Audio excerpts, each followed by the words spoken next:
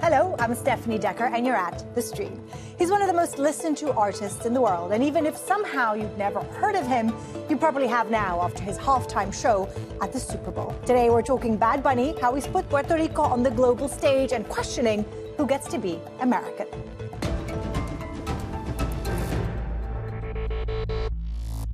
Aquí llegó tu tiburón, yo quiero pelear y fumarme un blunt, ver lo que esconde ese pantalón.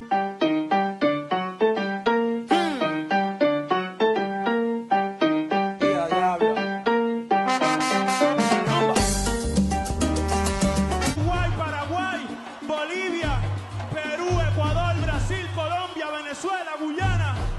Hey, where are you from? Oh, me? I'm from Canada. Quebec. Montreal.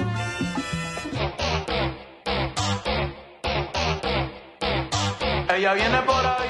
Just over 128 million views. That's how many of you tuned in to watch Bad Bunny's Super Bowl halftime show. Now, that's shortly after his historic Album of the Year win at the Grammys. His decision to sing in Spanish sparked a backlash among some elements of U.S. society, and his vocal opposition towards immigration body ICE further incensed those already outraged by NFL's choice for the halftime show. Now, there's lots to talk about here, and we're going to do that with Jorell Melendez-Badillo, Associate Professor of Latin American and Caribbean History at the University of Wisconsin-Madison. And we have Elizabeth Booker-Houston, a political commentator, lawyer, and content creator based in Washington, D.C. Thank you very much for joining us here on The Stream. Jorell, I want to start with you. Talk us through his performance in terms of significance and symbolism. It wasn't just, a couple of songs back to back with some great dance moves. There was so much more to it, wasn't there?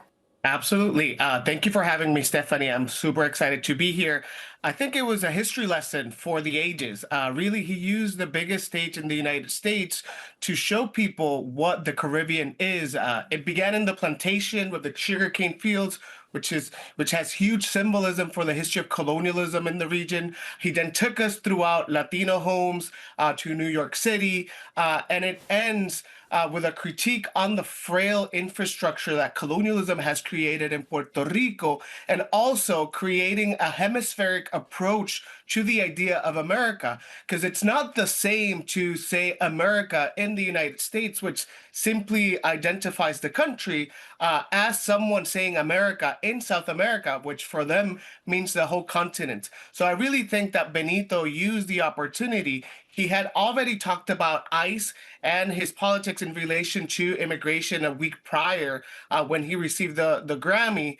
But he used this stage instead to invite people and provide a history lesson of what the Caribbean is. And I think it was not only an homage to the beauty of the Caribbean and the joy of the Caribbean, but also the difficulties that colonialism has afforded to the region that gave birth to modernization. And it was really down to the nitty-gritty details, wasn't it? We're talking about the show's symbolism. The performance also featured local New York legend Tonita. Do you know who she is and why she was there? Here you go. This is a real Puerto Rican woman who lives in Brooklyn and owns something called the Caribbean Social Club, which is one of the last standing Puerto Rican establishments in Williamsburg, which has been a hugely gentrified neighborhood of New York City, which was always traditionally Puerto Rican. She herself has almost been kicked out many times, but refuses to sell. She's an icon of fighting gentrification in Nueva York. Actually simulated the problems with our power grid in Puerto Rico, which is a direct consequence of us being a colony, and the privatization of our power grid by the USA. And ending it with Seguimos aquí, which means we're still here. So many messages and nuances there throughout that entire performance. Elizabeth, how would you describe his messaging? He doesn't play in the U.S. so that he doesn't subject his fans to treatment by U.S. border agents. As Jorell mentioned there, he called out ICE at the Grammys. What kind of a political climate is Bad Bunny giving this message in? It is a very aggressive and dangerous political climate, to be perfectly honest. And I love the fact that he made that bold message, because what we are seeing when it comes to ICE in our streets, I just flat out say they're kidnapping people. They're putting them in concentration camps. You know, the ICE detention facilities might as well be concentration camps. We have children who are being locked up. We have children in these camps who are being subjected to measles. We already know, even before Trump came in for his second term, that there is an unfortunate and abhorrent history of Department of Homeland Security and ICE agents and Border Patrol agents assaulting, and that includes sexually assaulting detainees, including children. So, and then of course we have the murders of Alex Preddy, Renee Good, and others who have been murdered by ICE and CBP and others. So for him to make this statement, for Benito to make this statement, I think was incredibly bold and very much needed, because we know that art very often reflects what's going on in society and can introduce people to the legal and political issues that maybe folks aren't as tuned into. And it seemed like he was reaching people all around the world. And I think it's very important that no matter where you're living, that eyes are on what's happening in the United States right now, because this is discrimination. It is racism. It is unconstitutional. It's a violation of human rights. It's everything that our country supposedly does not stand for. Jorell, what do you think about that? You have worked with Bad Bunny specifically, right? The history of Puerto Rico is so important to him. What has shaped his politics? And if you can, just as a follow-up, give us a little bit of sense of the identity of you're Puerto Rican, you're in the diaspora, also the sense of connection and nostalgia, I guess, that also he has in his music. Absolutely. And I just wanted to echo what Elizabeth said, that I think it's so important that he's using his platform to amplify these messages, because although he's an artist, he has the power to move the cultural conversation in the mainstream. And I think that he's very aware of that. And that ties to the question, Stefanie, because for him, for Benito, one of the things that I did for the record was basically to produce historical narratives that accompanied all of the songs in YouTube's visualizers. And one of the things that Benito was saying is that he understood that history was not accessible to Puerto Ricans or people outside of Puerto Rico that did not know the situation of colonialism. He was very adamant when I was writing those narratives that I include the history of repression of Puerto Rico's independence movement, that I included the history of Puerto Rico's colonialism, because really what's happening in the United States, I think that it's really tied to history. And I think that authoritarian regimes promote this idea that there's only one linear, grandiose history. And I think that history offers the possibility of critical thinking, of understanding that there are multiple ways of understanding the current moment. And I think that Benito is very aware of that. Particularly in the United States, there's a huge ignorance in relation to Puerto Rico and what Puerto Rico is. Some people think that it's a territory, a commonwealth, part of the U.S. Some people don't even know that Puerto Rico exists. And I think that Benito is using his platform to showcase the complexities of Puerto Rico's colonial history and Puerto Rico's colonial relationship to the United States, because a lot of the things that Benito highlighted in the Super Bowl performance, particularly the power outages, they are a direct product of colonialism. A lot of the themes that Benito covers in the album of the year, according to the Recording Academy, the Grammys, Debí Tirar Más Foto, he's talking about gentrification, cultural displacement, and colonialism explicitly in his lyrics. So I think that I absolutely agree with Elizabeth that it's important that Benito is aware of his own political commitments in this moment. And although artists won't save us, only our communities will, I think that it's important that artists are taking a stand and using that platform. And I think that Benito is very well aware of that, and he's not creating a new discourse around gentrification, around anti-colonialism, but he is amplifying discourses of people in the ground that are articulating it. And I think a lot of Americans don't actually know that as Puerto Ricans, you're an American, you have an American passport, right? But Elizabeth, I'm going to put this to you. Somehow it seems for many not American enough, right? There was a massive backlash because he was going to be singing in Spanish. He wasn't American enough, even though he is American. How would you define where that reaction, that backlash came from? And we saw an alternative Super Bowl, right? Even being organized with Kid Rock. Well, I will just say, because the anti-immigrant sentiments that are being pushed, especially on the right here in the United States, and being pushed by this insane ICE enforcement that's going on, that is not the result of securing our borders. It's not the result of enforcing immigration policy or laws in the United States. It's the result of racism and prejudice. We know for a fact that it doesn't matter if you are a U.S. citizen or not. Again, we had 2 U.S. citizens who were murdered by ICE and who were white Americans because they were simply in the way. And so when it comes to Benito and his performance, for these people who I will say are extremely ignorant and hateful, it's not about the fact that he is legally allowed to be here or that Puerto Rico is a part of the United States. It's that he's speaking Spanish. He's a person of color, right? This is all rooted in racism and prejudice. And I recently started working on the campaign of Congresswoman Jasmine Crockett, who's now running for U.S. Senate in Texas, which is where the Dilley detention facility, and if everybody knows the story, of course, of little Liam Ramos, who had the little bunny hat on and was taken in Minneapolis, Minnesota, in his driveway along with his father, Adrian. They were held in Dilley.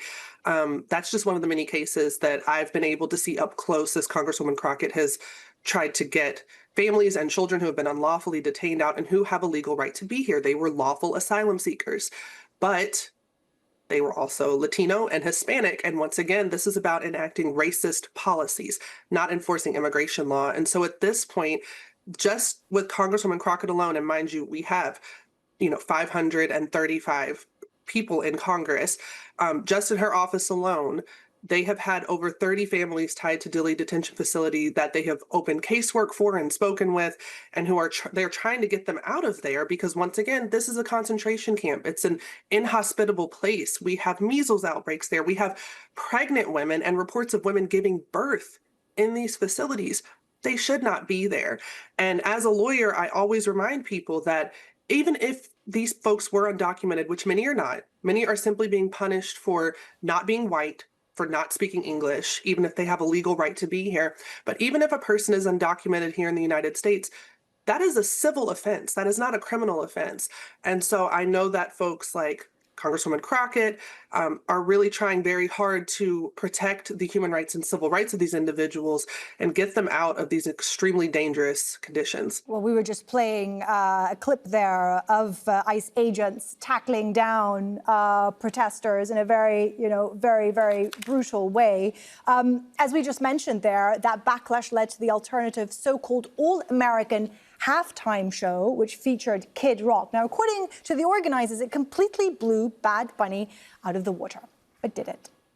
Turning Point USA's All-American Halftime Show wins the Super Bowl. Awesome U.S. flag. God bless America, U.S. flag. Yes, yes, yes. U.S. flag, clap 100s, U.S. flag. Excellent show, dash, dash, dash, dash, real Americans, dots. The thing is, we will never know how many people actually watched Bad Bunny and how many left the room to use the toilet or fill the snack bowl. But logging into TPUSA was a choice. When I was watching on YouTube, it showed 5 million were watching on YouTube at that time. The bottom line, it's good versus evil, and the King of Kings always wins!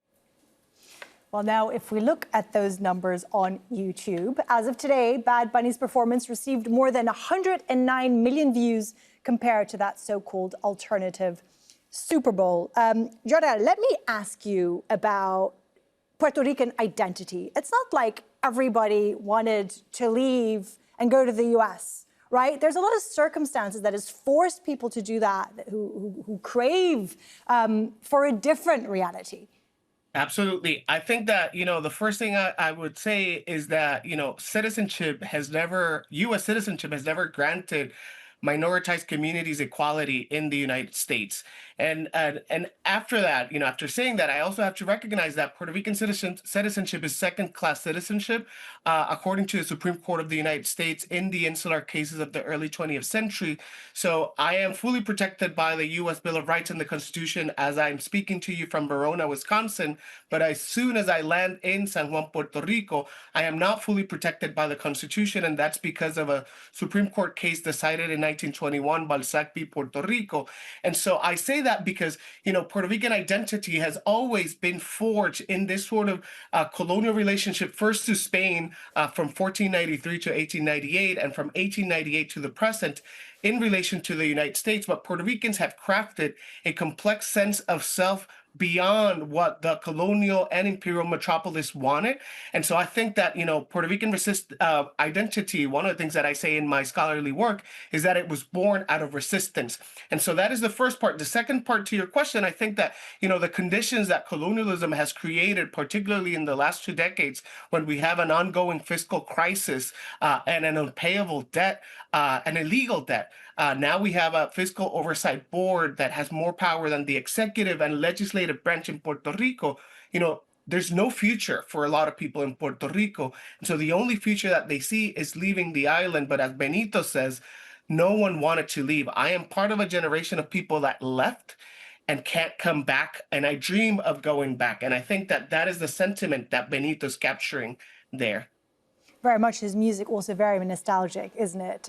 Elizabeth, before I go to you, we've been talking a lot about ICE. Bad Bunny has made his views about ICE very vocal, as we've been discussing. Raids and deportations have dominated headlines in the last few months. ICE agents have shot dead protesters who were demonstrating against their tactics. Listen to this.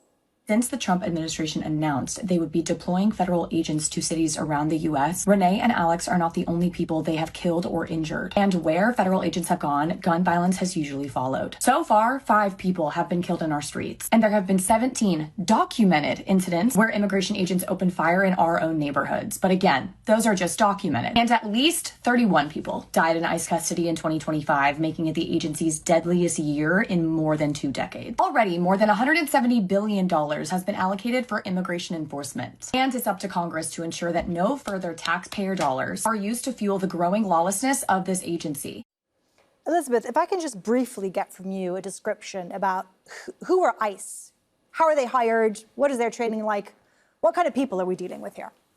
You're dealing with extremely unqualified and violent people. And I will just say that very bluntly. I am a former Fed worker, Fed lawyer for almost 10 years until I left the government in August and did not want to work under this regime anymore. And ICE is Immigration and Customs Enforcement, which is housed under the Department of Homeland Security, or DHS. And DHS and ICE were not created until 2003 as a response to George W. Bush and the so-called War on Terror, which was really just a way for him to go and get oil and destabilize the Middle East, as we all know now, or at least we should know. So it's rooted in lies. It's rooted in violence. It's not rooted in actually protecting individuals. And so now we're seeing this influx of hiring ICE agents and offering them a $50,000 sign-on bonus. And we know that they are not going through the proper vetting. There was a journalist who recently applied to ICE to see what would happen, and she was hired in about 6 minutes with no background check. That's happening all over the place. These people are not being properly vetted. They're not given proper security clearances. And quite frankly, we have no idea who's really behind all these masks. There have been questions of whether January 6ers, people who were in the insurrection at the Capitol, are ICE agents in this moment. This is why I am a big proponent of abolishing ICE. This is an agency that has not existed long. It does not work, and I don't believe it can be reformed. It's caused a lot of controversy, for sure. Jorell, in this political climate, I want to ask you a personal question. When you watched Bad Bunny's halftime show, I mean, I watched it and I thought it was emotional, it was passionate, but it's so different for me as a foreigner to your history, and you see every single nuance that he used. Like, how did you feel when you watched that? Did it pull at your heart? Absolutely. I mean, I was nostalgic. I cried. I was in community. I was with my family. And there's something about Benito and his music for diasporic Puerto Ricans that we really connect to it.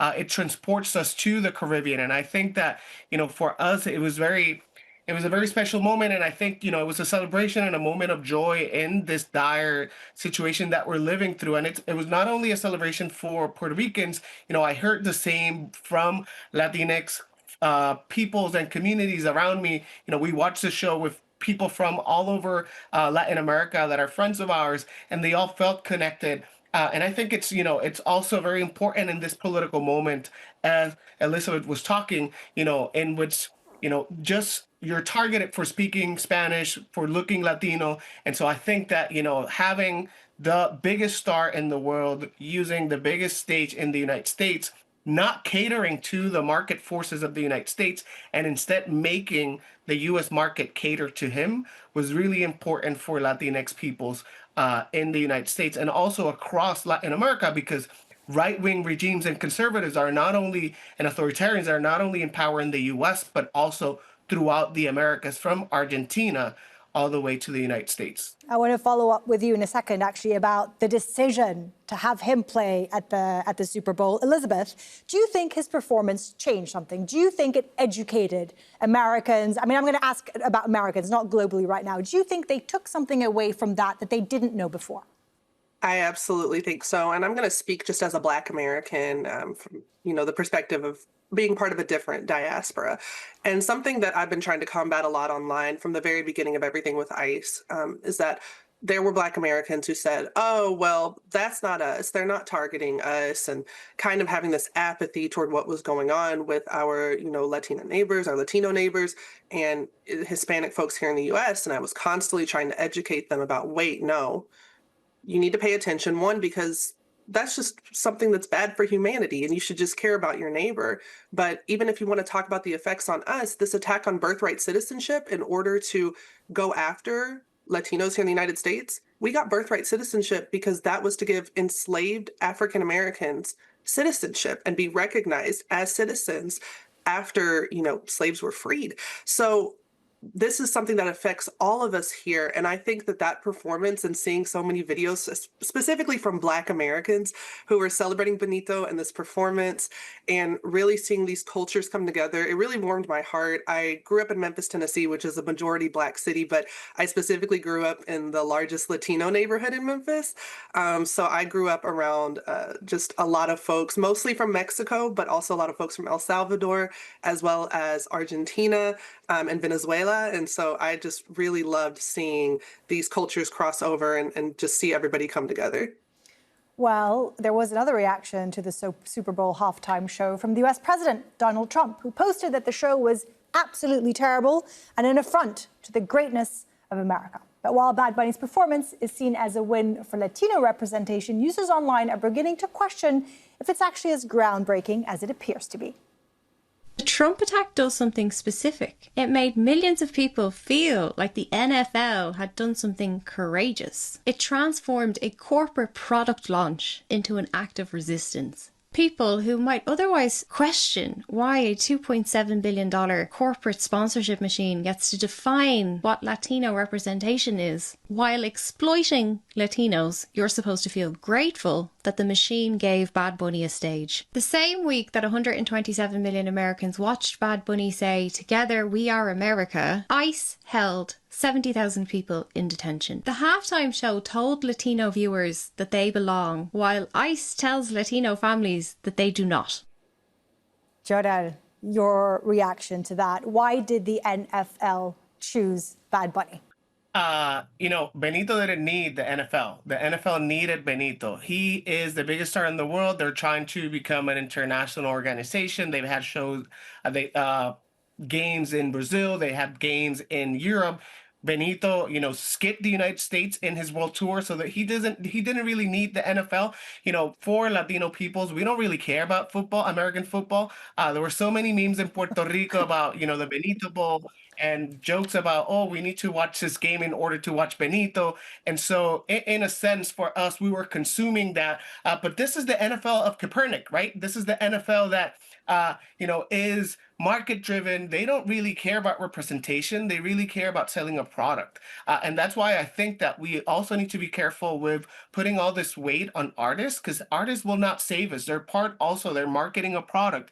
And I love Benito. He's my primo, my cousin. I support him. I see ourselves in Benito and whatever he does, but he's still an artist participating in this machinery. And I think, there's also something there about the politics of joy. And when he sings about these very sexual reference in his songs, a lot of people have this moral panic, but for us, it's the politics of joy. There's so much Caribbeanness there. But again, this is the NFL. He was there to sell products.